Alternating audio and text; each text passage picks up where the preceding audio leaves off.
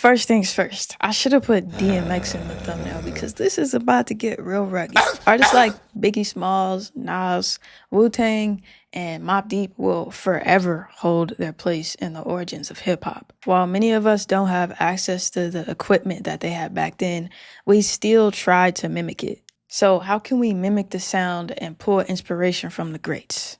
Well, it's 2025 and there's no shortage on software. So I'm going to show you how we can modernize the approach by putting together a little track. One of the most important parts of hip hop were the samples. Unfortunately, I will not be record shopping today. I was looking for a mean, rugged bass line, and I found this track right here.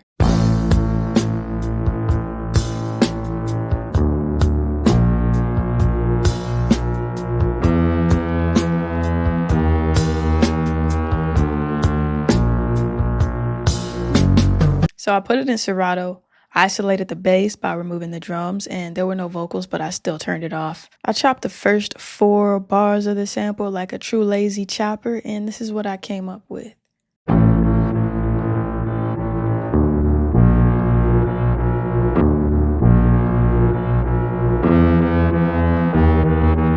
Back then, they were working with hardware samplers like the SP1200, MPC60, S950, and so on. But in 2025, we have more options, so let's blend the two. I added saturator to the bass line to give it more color. All I did was boost the drive.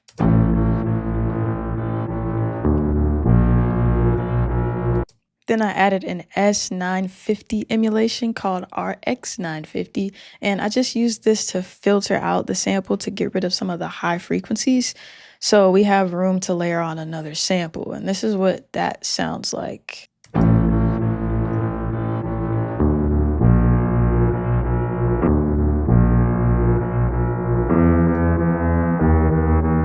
What makes 90s hip-hop low-key super artsy is the way they layered samples. Some of them didn't care about the key of the sample, and it didn't matter as long as it was good.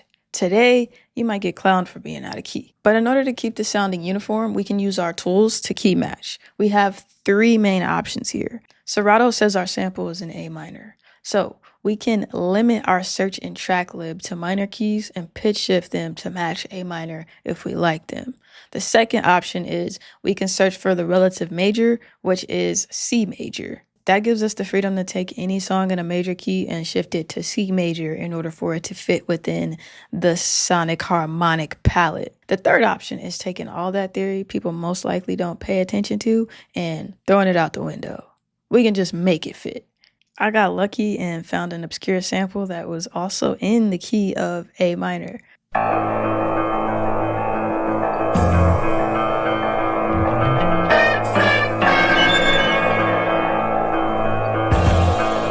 We could do some very nasty things with this sample, and I encourage you to experiment with them. Have an open mind. Serato does have this random find samples button, but I like to chop myself. I like finding my own earworms and listening to the entire record and seeing what I like from it. Maybe that's a little old school, but here are the chops I found in it.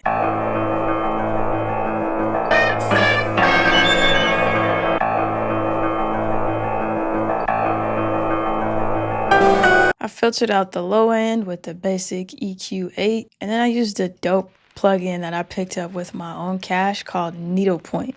I love the vinylistic touch it adds. Check it out.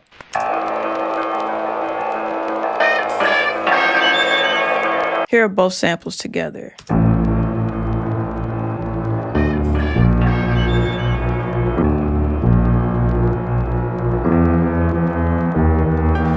Drums in the 90s were dug up from records and isolated with multiple methods of processing, mostly EQ and compression, but it was done over and over and over again.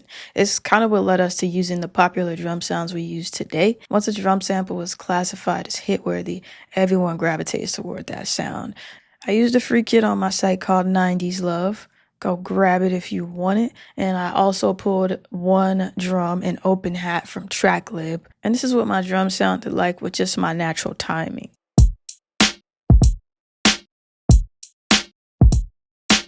If you like finger drumming and your timing isn't all that good, there's this cool quantize feature in Ableton Live. Please do not quantize 100% to the grid. I like putting it on an eighth, maybe even a 16th might be nice, and turn the amount down. So don't go all the way 100%. I like somewhere between 50 and 70% for my quantize amount.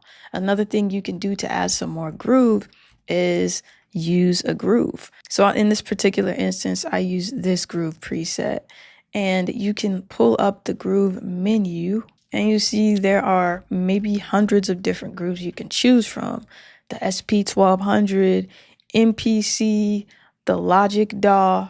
There's song titles here that you can check out and just vibe out and have fun with it. I pulled the timer down to 75% so it's not 100% the MPC groove, and I still have some of my natural timing. It's like a blend between natural quantization and the MPC 3000 groove.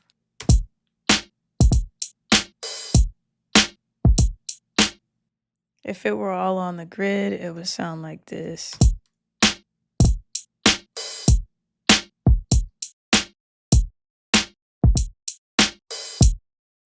I had a little fun with the processing. I wanted to make it more gritty, so I added Moma, Saturator, and S12X. I added Moma for grit, Saturator for some extra color, and the S12X for some of that SP1200 reminiscent bit reduction. You might have a plugin called Decimort. It has a similar vibe if you already own that one. The bus I put the samples and the drums in was really fun because since it's 2025, we can sort of glue the SP1200, MPC, and other elements that add subtle audio imperfections together. And I just chose to use this UAD Oxide Tape plugin that I picked up on sale in a glue compressor with the soft clip button initiated, and that was it. This is the sound we got.